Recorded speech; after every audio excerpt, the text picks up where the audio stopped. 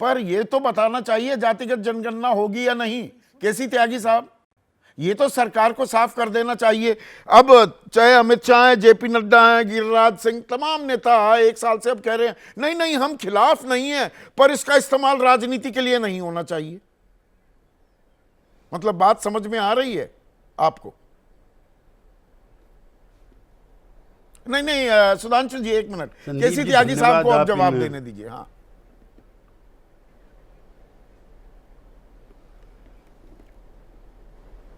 संदीप जी धन्यवाद। आप इन सामाजिक सरोकारों के सवालों को प्रखरता से अपने चैनल पर उठाते रहते हैं। एक तो संविधान की प्रति मेरे सामने है। इंडियन फ्रीडम मूवमेंट में जब हम आज़ादी की लड़ाई लड़ रहे थे महात्मा गांधी के नेतृत्व में, उस समय ये भी तय हो रहा था कि जो हम संविधान बनाएंगे उसमें सब वर्गों के साथ जस्टिस करेंगे, justice social, economic and political. तो पॉलिटिकल सिस्टम तो ठीक हो गया, अडल्ट फ्रेंचाइज मिल गया सब लोगों को, जो गरीब है, अमीर है, ऊंचा है, नीचा वगैरह वगैरह।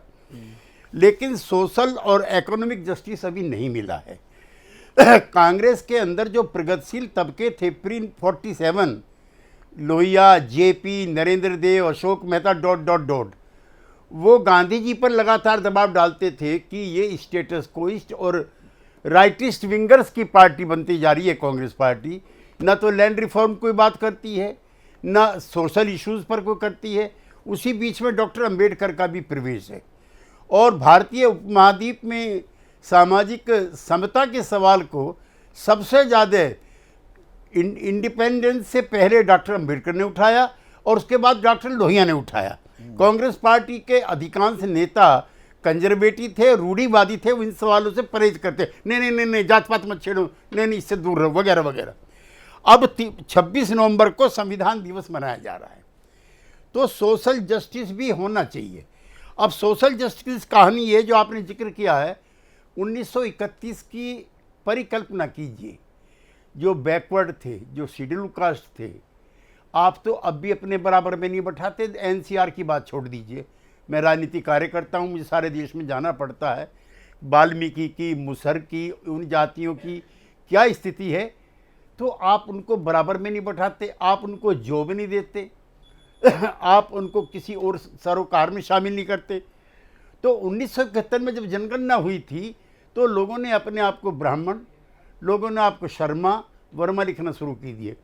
अब 2 उदाहरण देना चाहता हूँ, ये काफ़ी स्पष्ट है। हमारे उत्तर प्रदेश में जहाँ के मेयर आप रहने वाले हैं, लोध जाति बैकवर्ड है। एक भी लोध अपने आप को लोध नहीं लिखता, दे राइट लोध राजपूत।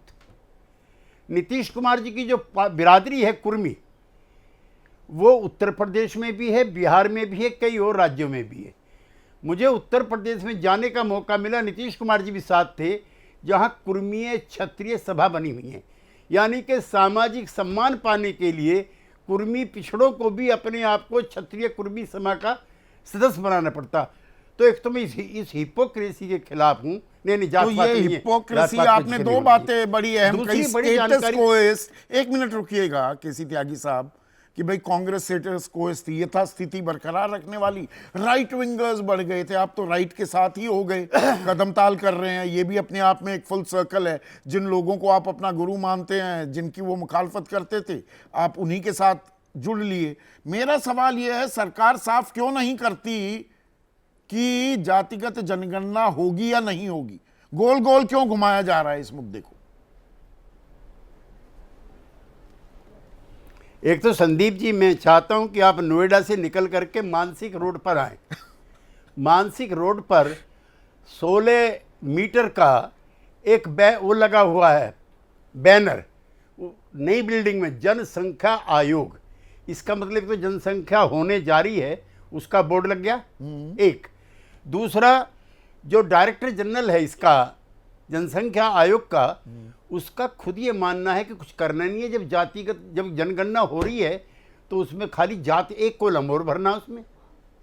और हम बिहार में, अब हमारे जो हमारी क्रेडिबिलिटी के बारे में आप कहना चाहते हैं, तो हम तो इस देश में सबसे ज़्यादा क्रेडिबल हैं। और हमारा जो नेता है नीतीश कुमार, उसके तो 100 के 100 नंबर हैं।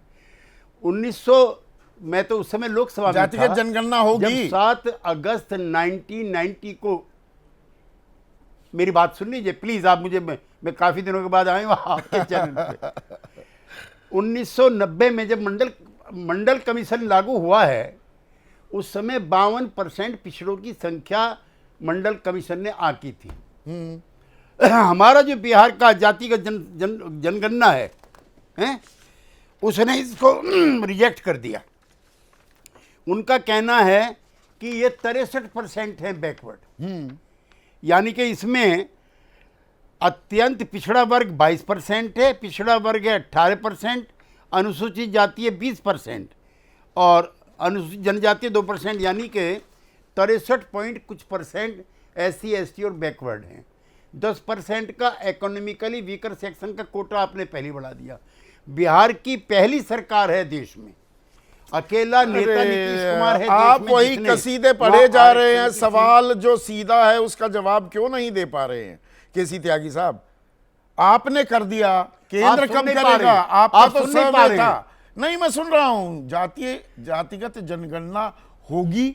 आप ये तो आपने बोल दिया होनी चाहिए, होगी कि नहीं होगी, या सरकार कन्नी काट रही है?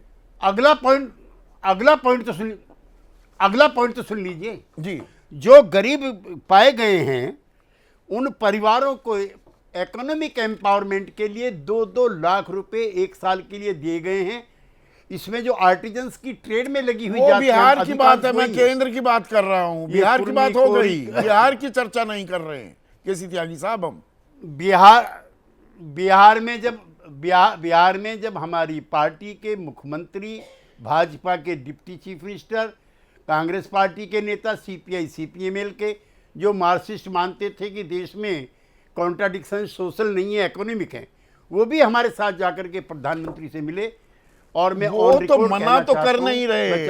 जैसे ही घड़ी का काटा दोपहर 2:30 पे आए, बबीता जी का दिल सास बहू साजिश के लिए मचल जाए। और ये है इनकी बहू, पूरे दिन ऑफिस की टेंशन हो जाए गॉन जब ये करें अपना फेवरेट शो फ्री टाइम पे ऑन। इनकी तरह आप भी देखिए अपना फेवरेट शो अपने टाइम पर और डाउनलोड कीजिए ABP लाइव ऐप अपने स्मार्ट टीवी पर।